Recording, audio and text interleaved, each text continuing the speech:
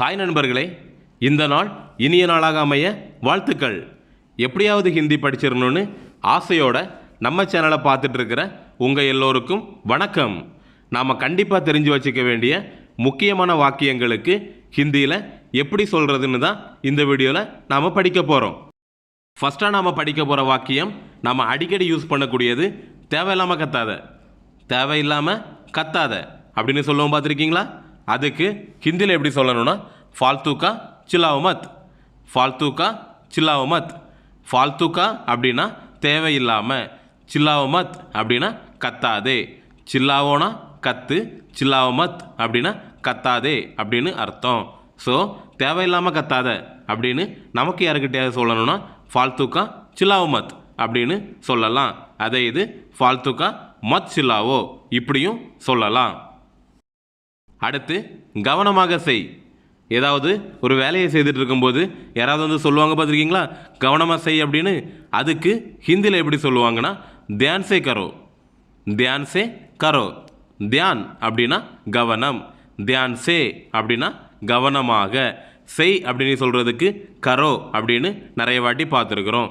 So கவனமாக செய் அப்படின்னு நமக்கோ இல்லைனா நம்மக்கிட்டேயோ யாராவது சொல்கிறாங்கன்னா அதுக்கு தியான் சே கரோ அப்படின்னு சொல்லுவாங்க. அடுத்ததாக நாம் படிக்க போகிறது ரொம்பவுமே காமனான சென்டென்ஸ், இங்கே வா. இங்கே வா அப்படின்னு நமக்கு யாருக்கிட்டே சொல்லணும்னா யஹா ஆவோ. யஹா ஆவோ அல்லது இதர் ஆவோ. இதர் ஆவோ ரெண்டுமே சொல்லிக்கலாம். இங்கே அப்படிங்கிறதுக்கு யஹா அல்லது இதர் ரெண்டு வேர்டுமே யூஸ் பண்ணலாம். ஸோ இங்கே வா அப்படின்னு நமக்கு யாருக்கிட்டே சொல்லணும்னா யஹா ஆவோ அல்லது இதர் ஆவோ அப்படின்னு சொல்லுங்க. இங்கே வா பார்த்தாச்சு. அடுத்ததா அங்கே போ. ஒரு படத்தில் வடிவேல் சொல்லுவாங்க, பார்த்துருக்கீங்களா, இங்கே வா இதர் ஆவோ அப்படின்னு.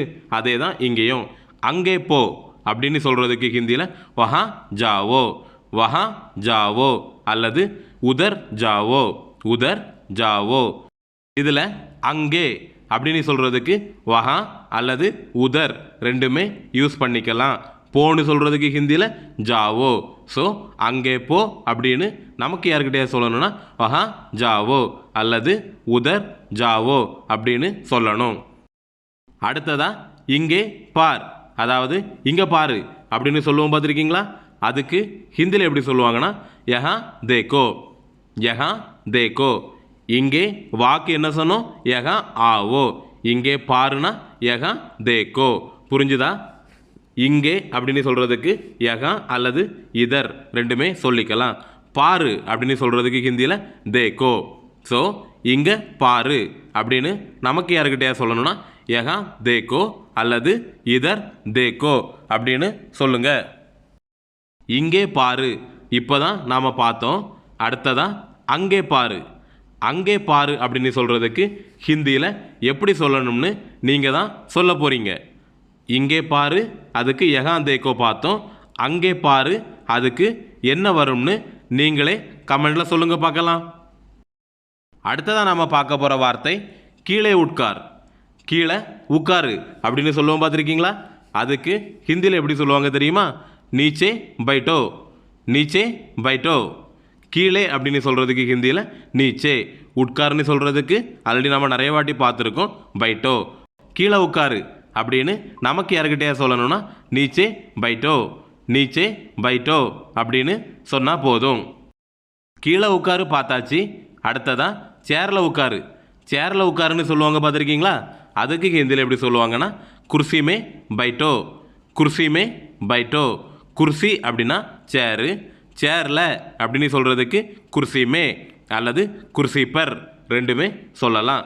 பைட்டோனா உட்காருன்னு ஆல்ரெடி நம்ம பார்த்தாச்சு. ஸோ சேரில் உட்காருங்க அப்படின்னு நமக்கு யாருக்கிட்டே சொல்லணும்னா குர்சி பர் பைட்டோ அல்லது குர்சிமே பைட்டோ இந்த ரெண்டுமே சொல்லலாம். அடுத்ததா சீக்கிரம் தூங்கு, அதாவது சீக்கிரம் தூங்கு அப்படின்னு சொல்லுவோம், பார்த்துருக்கீங்களா? அதுக்கு ஹிந்தியில் எப்படி சொல்லுவாங்கன்னா ஜல்தி சோ. ஜல்தி சோ. சீக்கிரம் அப்படின்னா ஜல்தி, சோ அப்படின்னா தூங்குன்னு அர்த்தம். சோனியும் சொல்லலாம், சோஜாவ் அப்படின்னும் சொல்லலாம். ஸோ சீக்கிரம் தூங்கு அப்படின்னு சொல்கிறதுக்கு ஹிந்தியில் எப்படி சொல்லணும்னா ஜல்தி சோ அல்லது ஜல்தி சோஜாவ். இந்த ரெண்டுமே சொல்லிக்கலாம்.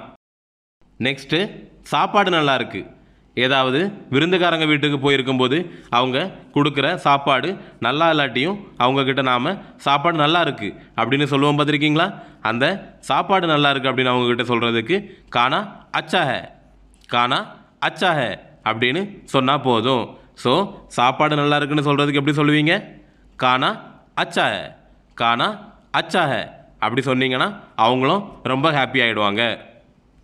நம்ம வீடியோ உங்களுக்கு ஹிந்தி படிக்கிறதுக்கு யூஸ்ஃபுல்லாக இருக்குது அப்படின்னா நம்ம வீடியோவுக்கு ஒரு லைக் பண்ணிவிட்டு பாருங்கள். அதே போல் நான் போடுற வீடியோவெல்லாம் நீங்கள் கண்டினியூவாக பார்க்கணுன்னு ஆசைப்பட்டீங்கன்னா நம்ம சேனலையும் சப்ஸ்கிரைப் பண்ணிக்கோங்க. சாப்பாடு நல்லா இருக்குது பார்த்தாச்சு. அடுத்ததாக சாப்பிட்டு முடித்ததும் வயிறு நிறைஞ்சிரும்ல, அந்த வயிறு நிறைந்தது அப்படின்னு சொல்கிறதுக்கு ஹிந்தியில் எப்படி சொல்லணும்னா பேட் பர்கையாக, பேட் பர்கையாக. வயிறுக்கு ஹிந்தியில் பேட் அப்படின்னு சொல்லுவாங்க. இப்போ நாம் வயிறுக்கு பேட் அப்படின்னு பார்த்தோம் பார்த்தீங்களா? அதே சவுண்டில் வரக்கூடிய இன்னொரு வார்த்தையும் ஹிந்தியில் இருக்குது. அது என்னென்னா பேடு. பேடு பேடு அப்படின்னா மரம், அதாவது இங்கிலீஷில் ட்ரீன்னு சொல்லுவாங்கள்ல, அதுக்கு ஹிந்தியில் பேடு. ஸோ வயிறுக்கு பேட், பிஇடி. மரம்னு சொல்கிறதுக்கு ஹிந்தியில் பேடு, பிஇடி. டிஃப்ரென்ஸ் புரிஞ்சிருக்கும்னு நினைக்கிறேன். ஸோ வயிறு நிறைஞ்சதுன்னு நமக்கு யாருக்கிட்டே சொல்லணும்னா பேட் பர்கையா ஹே, பேட் பர்கையா ஹே. நிறைந்ததுக்கு ஹிந்தியில் பர்கையா. அடுத்து என்னிடம் சொல், அதாவது என்கிட்ட வந்து சொல்லு அப்படின்னு சொல்லுவாங்க பார்த்துருக்கீங்களா? அதுக்கு ஹிந்தியில் எப்படி சொல்லணும்னா முஜே பத்தாவ், முஜே பத்தாவ். என்னிடம் அப்படின்னு சொல்கிறதுக்கு முஜே அப்படின்னு சொல்லலாம். சொல் அப்படின்னா பத்தாவ் அல்லது போலோ, எது வேணாலும் சொல்லலாம். ஸோ என்னிடம் சொல், அதுக்கு ஹிந்தியில் எப்படி சொல்லணும்னா முஜே பத்தாவ், முஜே பத்தாவ் இப்படி சொன்னாலே போதுமானது. அடுத்து நாம் என்ன படிக்க போகிறோன்னா, நாம் அடிக்கடி யூஸ் பண்ணக்கூடிய வாக்கியம் என்ன வேண்டும். யாராவது வந்து நம்மக்கிட்ட பேச வந்தாங்கன்னா அவங்கக்கிட்ட நாம் முதல்ல கேட்குறது என்ன வேணும், என்ன வேணும் அப்படின்னு தான் கேட்போம். அதுக்கு ஹிந்தியில் எப்படி கேட்கணும்னா கியா சாகியே, கியா சாகியே. அவ்வளோதாங்க. என்ன அப்படிங்கிறதுக்கு கியா அப்படின்னு நிறைய வாட்டி நம்ம பார்த்துருக்குறோம். வேண்டும்னு சொல்கிறதுக்கு சாகியே, இதுவும் நிறைய தடவை பார்த்துருக்குறோம். ஸோ என்ன வேண்டும் அப்படின்னு நமக்கு யாருக்கிட்டையாவது கேட்கணுன்னா கியா சாகியே, கியா சாகியே இப்படின்னு கேட்டாலே அவங்க என்ன வேணும்னு சொல்லிட்டு போயிடுவாங்க. நெக்ஸ்ட்டு தொந்தரவு பண்ணாத. ஏதாவது வேலை செய்துட்டு இருக்கும்போது நம்மளை யாராவது வந்து டிஸ்டர்ப் பண்ணாங்கன்னா அவங்கக்கிட்ட நாம் அடிக்கடி சொல்லக்கூடிய வாக்கியம் தொந்தரவு பண்ணாத. என்ன தொந்தரவு பண்ணாத. இதுக்கு ஹிந்தியில் எப்படி சொல்லணும்னா பெர்ஷான் மத் கரோ, பெர்ஷான் மத் கரோ. பெர்ஷான், பெர்ஷான் அப்படின்னா தொந்தரவு இல்லைனா பிரச்சனை, இந்த மாதிரி மீனிங்கில் எடுத்துக்கணும். பண்ணாத அப்படின்னா மத் கரோ. ஸோ தொந்தரவு பண்ணாத இல்லைனா பிரச்சனை பண்ணாத அப்படின்னு நமக்கு யார்கிட்டயா சொல்லணும்னா பெர்ஷான் மத் கரோ, பெர்ஷான் மத் கரோ அப்படின்னு சொன்னாலே அவங்க எந்த தொந்தரவும் பண்ணாமல் போயிடுவாங்க. அடுத்து நாம் படிக்க போகிறது இங்கேயே இருக்கட்டும்.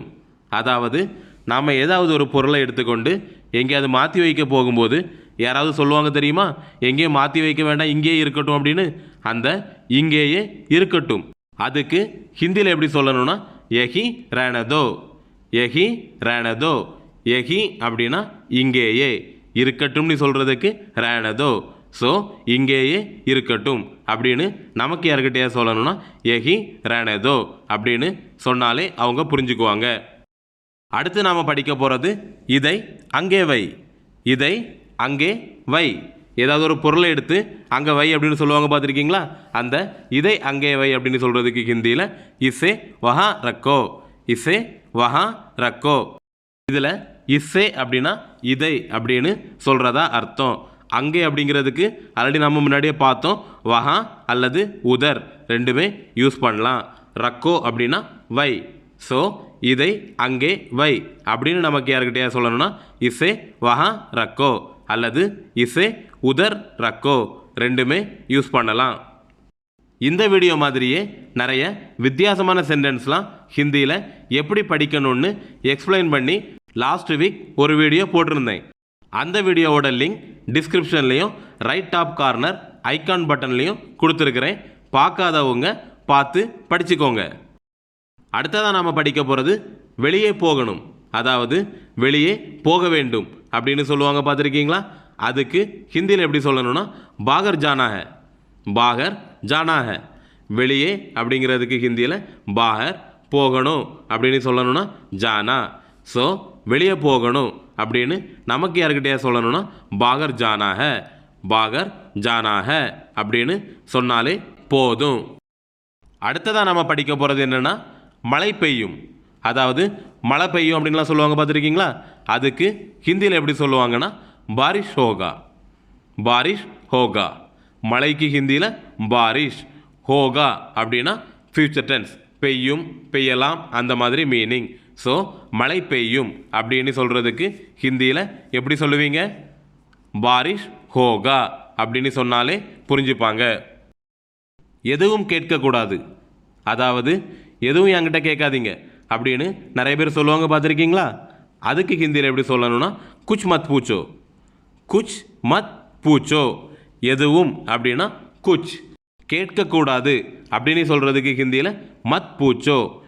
இதில் கேட்கக்கூடாது, கேட்கக்கூடாது அப்படின்னு சொன்னதுனால மத் பூச்சோ அப்படின்னு சொன்னோம். இதே இது கேளு அப்படின்னு வந்துருந்துச்சுன்னா பூச்சோ அப்படின்னு சொன்னாலே போதும்.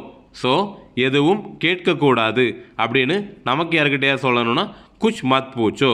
குச் மத் பூச்சோ அப்படின்னு சொன்னாலே போதுமானது. ஃப்ரெண்ட்ஸ், நான் என்னோட ஸ்டைலில் உங்களுக்கு ஹிந்தி சொல்லி தந்துட்டுருக்கிறேன். இந்த ஸ்டைல் உங்களுக்கு பிடிச்சிருக்கா இல்லையா, உங்களுக்கு புரியுதா இல்லையாங்கிறத எனக்கு கமெண்ட் பாக்ஸில் தெரியப்படுத்துங்க. இந்த வீடியோவில் நாம் கடைசியாக பார்க்க போகிற வாக்கியம் ஒன்றும் புரியவில்லை. அதாவது ஸ்கூல்லையோ இல்லைனா காலேஜ்லேயோ டீச்சர்ஸ்லாம் கஷ்டப்பட்டு 1 மணி நேரம் பாடம் நடத்திட்டு இருப்பாங்க. பாடம் நடத்தி முடித்ததும் பசங்கள்லாம் சொல்லுவாங்க, எனக்கு ஒன்றும் புரியலை அல்லது எனக்கு எதுவும் புரியலை அப்படின்னு சொல்லுவாங்க பார்த்துருக்கீங்களா? அந்த ஒன்றும் புரியவில்லை அல்லது எதுவும் புரியவில்லை அப்படின்னு சொல்கிறதுக்கு ஹிந்தியில் குச்பி சம்ஜா நஹி. குச்பி சம்ஜா நஹி அப்படின்னு சொல்லணும். இதில் குச்பி, குச்பி அப்படின்னா ஒன்றும் அல்லது எதுவும் அப்படின்னு அர்த்தம். புரியவில்லை அப்படின்னு சொல்கிறதுக்கு சம்ஜா நஹி. ஸோ ஒன்றும் புரியவில்லை அல்லது எதுவும் புரியவில்லை அப்படின்னு நமக்கு யாருக்கிட்டே சொல்லணும்னா குச்பி சம்ஜா நஹி அப்படின்னு சொன்னாலே அவங்க புரிஞ்சுப்பாங்க. ஃப்ரெண்ட்ஸ், இந்த வீடியோ இதோட முடியுது. மீண்டும் ஒரு வித்தியாசமான அழகான வீடியோவோட உங்களையெல்லாம் திரும்பவும் சந்திக்கிறேன். நன்றி, வணக்கம்.